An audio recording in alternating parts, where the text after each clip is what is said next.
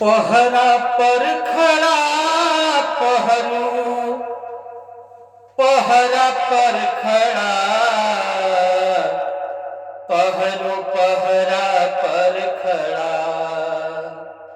गोलवा सन के चाहे गोलिया पनिया बरसे या पत्थरवा पहरू, पहरा पर खड़ा। पहरा पर खड़ा पहरू, पहरा पर खड़ा। गोलवा सन के चाहे गोलिया पनिया बरसे आ पत्थरवा पहरू, पहरा पर खड़ा। देशवा के रखवार पहरुआ पिता नयन के ज्योति। देशवा के रखवार पहरुआ पिता नयन के ज्योति। वीरन के दाहिन बहिया, वीरन के दाहिन बहिया बहिनी के अचरा मोती।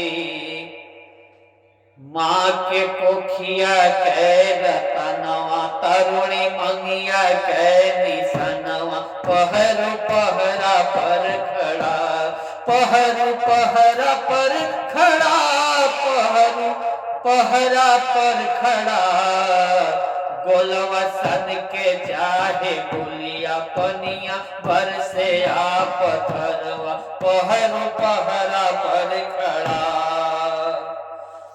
रस के करत पसार जगत में जब आवे सावनवा। रस के करत पसार जगत में जब आवे सावनवा।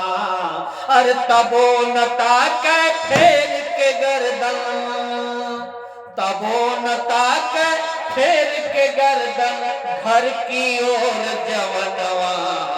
अरे मटिया मिलनी हो मेहदिया, मटिया मिलनी हो मेहदिया।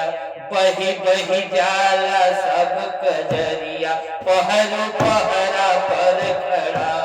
पहरू, पहरा पर खड़ा पहरू, पहरा पर खड़ा।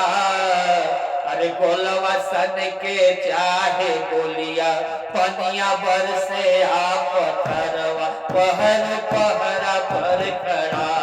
गोलवा सन के चाहे गोलिया पनिया बरसे आ पत्थरवा पहरू, पहरा पर खड़ा। देशवा के रखवार पहरुआ पिता नयन के ज्योति।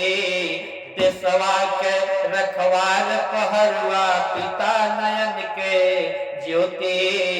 वीरन के दाहिन बहिया बहिनी के अचरा मोती। माँ के कोखिया के रतनवा तरुणी मंगिया के निसनवा पहरू, पहरा पर खड़ा। गोलवा सन के चाहे गोलिया पनिया बरसे आ पत्थरवा पहरू, पहरा पर खड़ा। अस्तु। जय हिंद, जय भारत।